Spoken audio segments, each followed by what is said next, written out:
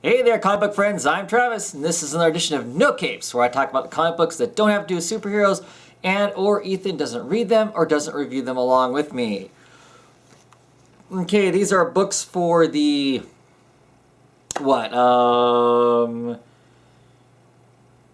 last week of April, I believe. Yeah, we'll go with that. First, I'm going to talk about Abe Sapien, issue number 2. This issue gets us into a lot more about Abe Sapien. We have a little bit of flashback memories that go on in this issue, and the real question becomes: was Abe Sapien a man at some point, and a human, and is evolved into what he is?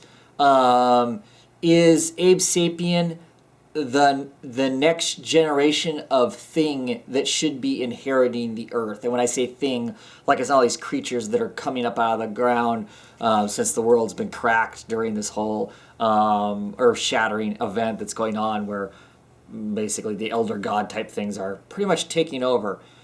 The question becomes, the real question now is Abe Sapien that thing? Is he the next?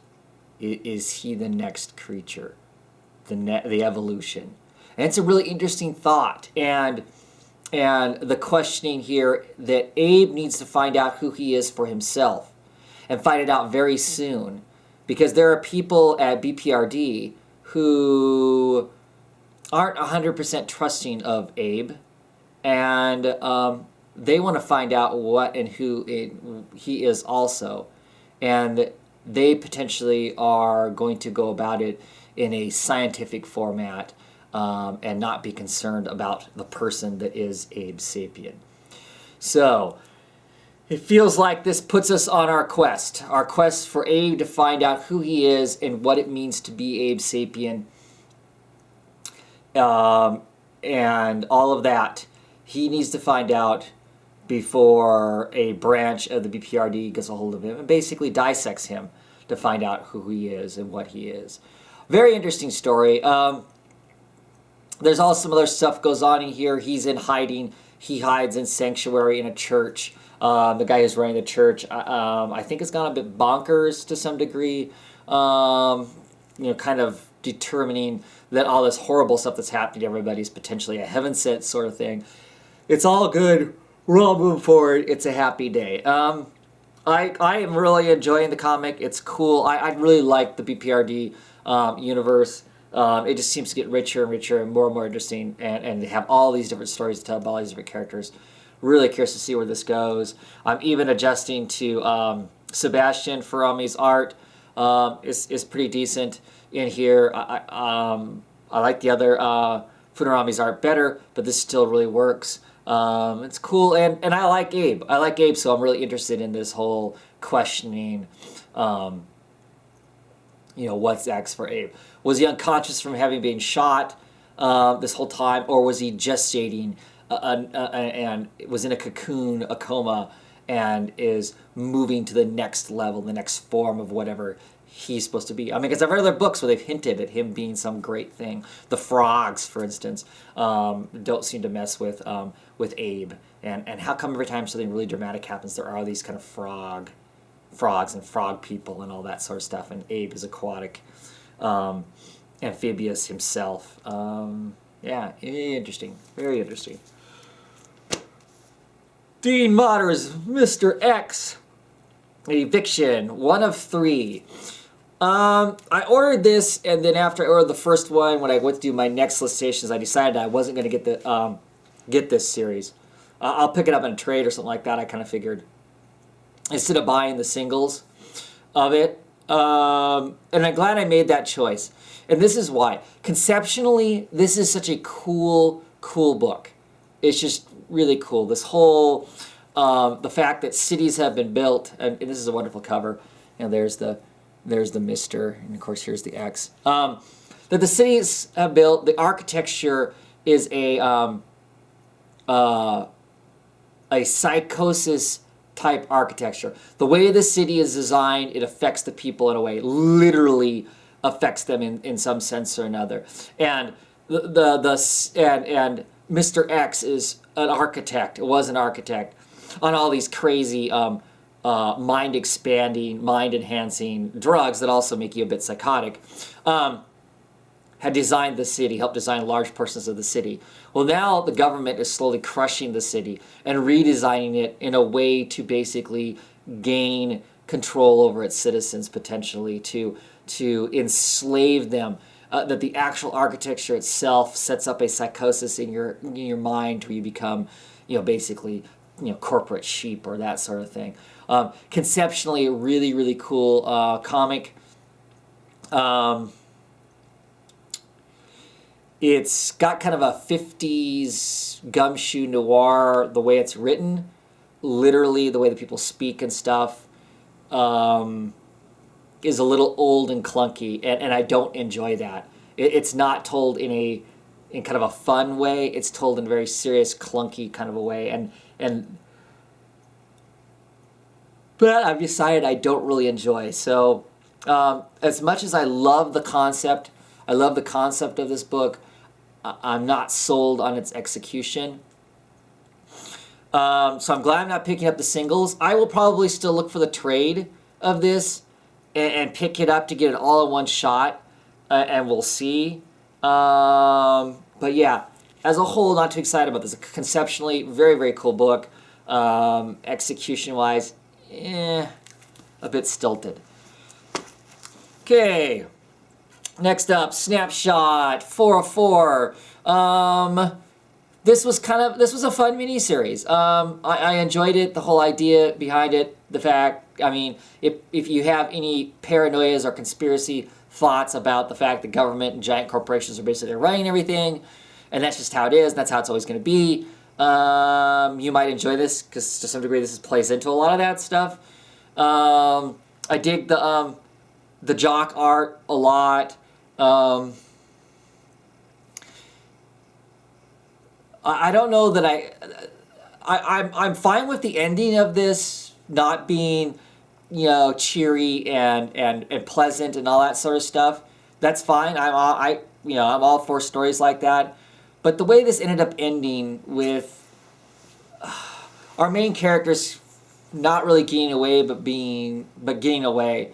I don't buy it. I don't understand why they would have done that. The bad guys win, really, in the end of this, but I don't understand why they didn't just take care of everything. It doesn't make any sense. There's some comments in here about, sanitizing the few, whatever. And I don't know if that's how they think that they've dealt with this, that by setting this thing up the way they have, they've pretty much dealt with it. There seems to me like there could have been, from the bad guy perspective, there could have been a more permanent fixture, a more permanent fix in this whole thing than what it came out to. So that seems strange to me, story-wise, when I read it for, I don't know, lack of a better word, believability. I don't know why they would have left these things the way they did. But I enjoyed it. 4 issues. It was fun. $3 book. It was an enjoyable read, I thought. So no hard feelings about having bought that. It was good as a whole. Interesting. Okay, finally for this time, only for no capes, is 10 grand. Michael J. Skarsinski and Ben Templesmith. This is a under Image, but this is a Joe's Comics. And I mentioned that it's Joe's Comics because in the back of this, GMS talks a little bit about Joe's Comics. So Joe's Comics is kind of his going to be his branch of Image, because there's the Shadow line, and there's quite a few different lines within the Image titles. It's going to be his, where he's going to explore non-corporate comics and telling whatever kind of stories he chooses to tell with creative artists that he's interested in working with. So maybe we should be looking out for more of these books coming along the way. I say that because I really enjoyed 10 grand quite a bit. I'm kicking myself for not having figured out how to got the B cover of this. The B cover of this has Bill Sikowitz cover, which is really cool. If you happen to see it somewhere on the internet, check it out. It's a really awesome looking cover. I was apprehensive about this book. JMS is hit or fail for me as far as a writer, and lots of times, more often, a failure. But I really love Ben Templesmith's artwork, so I figured I would pick this up for the artwork, if nothing else, and see how the story went. Really cool story. I think the premise basically of this is you've got this character. His name is Joe. He's a hitman, an enforcer. Was an enforcer and went to do has a love of his life named Laura. He's going to get out of the business. He's going to do this one last job. He goes to do this one last job, and this one last job is wiping out this guy, and the guy is has some sort of connection to demons, demology, the devil, and hell. It goes really bad, and Joe and Laura end up being killed. And at the last moment, as Joe is saying sorry for basically having gotten the love of his life, everything that means everything to him, killed, saying he's sorry, and as he's passing, an angel basically comes and says, well, you screwed this thing all up, Joe, she's going to the light, you're going to a completely different place, you really don't want her to come where you're going to be because it's going to be horrible. I can probably help you out, though. If you fight for us, if you do our work on Earth, will and if you fight your hardest and you die a righteous death, for 5 minutes you will get to see the love of your life, Laura. For that 5 minutes, you'll feel all the pain and all the horror and all the agony that goes along with that righteous death, but for 5 minutes you get to see the love of your life before we resurrect you and put you back on Earth to fight for us again, so you can die a righteous death and get that 5 minutes to see the love of your life before we resurrect you again. And maybe after you've worked off enough penance, after you've died enough righteous deaths, and worked off all of the horrible stuff you've done over your career as an enforcer, maybe you'll get that spot in heaven to live the rest of eternity with Laura, the love of your life. Love the story idea. Well executed in here. Lots of good Ben Templesmith art. There's a few places that his art looks a little blurry, a little, I don't know if hasty is what I want to call it or not. You have to like his style to enjoy it. I mean, I don't think there's any in between, I don't think. My biggest thing I love most about Templesmith is his the colors, the tonal colors, and however he makes that kind of watercolor look. The browns, yellows, and the green blues that he uses. I just really enjoy that change of panels. The etchings and other strange things that go on in the backgrounds and whatnot are fabulous. There's some good dialogue in this that I enjoy quite a bit. I'm just all around excited by this. Another really cool thing about this book is in the back of it, it has a QR code. That's the little code that if you have a smartphone you can scan. You can scan with a scanner, and this comic will be read to you. So you scan that cute thing in the back, and then get to the front page, and it'll actually, on your cell phone, it'll read the story to you. So you can just sit there, listen to the story, and look at the great pictures. I really enjoy that. Now, I'm not a fan of digital. A lot of you guys know I don't buy digital comics. I mean, I do have some, but I don't enjoy them. I don't enjoy the comic book reading experience on a digital format. But I'm all for experimenting in different ways. How else can we tell it? I think Marvel's AR thing it sucks for me. My experience with that with my phone, it doesn't work very well. I kind of like the idea of it, but it's crap. I mean, as far as the actual execution, at least, like I said, my experience of my phone. So I don't really enjoy that. I find that very frustrating. I end up killing my phone. This was great. Downloaded an app because I didn't have one for my phone. Scanned that thing, flipped back after I'd read the book. I read the whole book through first, standard. Then started, listening to it. It was cool to hear the voices and just look at pictures. That was fun too. It was an enjoyable way of reading it. It's kind of like the old, put the record on the turntable and flip the pages as it reads it to me. That was pretty cool. I really enjoyed that. So I'm all for experimenting, adding new facets to the comic book, as long as you're not as long as you're not changing, doing something that's affecting the page layout in a way that, like what potentially digital comics are going to be, where they start making digital comics so it's just a single panel, on your phone at a time, and so you lose the concept of a page of art, of paneling and pace and all that kind of stuff. But I really enjoyed this. Really enjoyed it. I'm excited for the next issues. I'm actually kind of excited for the whole Joe's Comics. Joe's Comics, the whole concept behind it is they're going to do these stories. They're going to be either 12 issues or maybe 6 or 8. Whatever it takes to tell the story, but not any more than it takes to tell the story. Then they'll take a break and decide if they have more story to tell. If they have more story to tell, in a couple months they'll pick back up again, and they stay on their a quality schedule, as opposed to, which is kind of like what they do with Saga, and I think that's really cool too. They do that with Saga. We get these breaks, which kind of stinks as a reader, but that guarantees that both Fiona and Brian K. Vaughan, the creators of that book, are up to speed. They're rejuvenated. They're on track, and everything's fine. They're not throwing anything away or shortcutting something to try and keep the book monthly.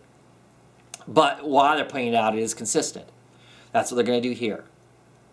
He says in the back of it, that instead of being stuck on that corporate quality be damned, let's just keep cranking out stories. We're only going to put out stuff that we think's good, and take breaks when you need to. The next story that's coming out, I think it's called Sidekick or something like that, if I remember correctly.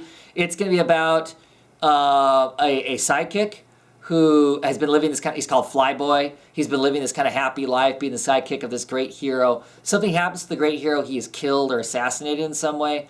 And this is going to be a series where it's the slow, degrading, downfall, deterioration of a sidekick who really, in reality, was looked upon as basically being a joke. He's ridiculed. He can't be a real hero because he's a sidekick, and just his downward spiral.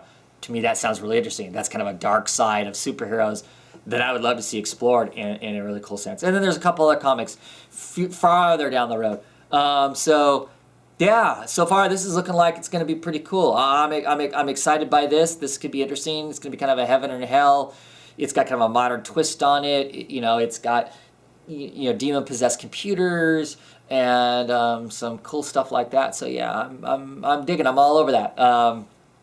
Of this week's No Capes books, it's the one that I recommend. I would say check it out if you like Ben Templesmith art anyway, or you like the battles of heaven and hell sort of a thing, or heck, you like the screwed up Romeo and Juliet kind of a story. That even is here to some degree. Excellent stuff. Well, that's it. And this week my comics are coming fast.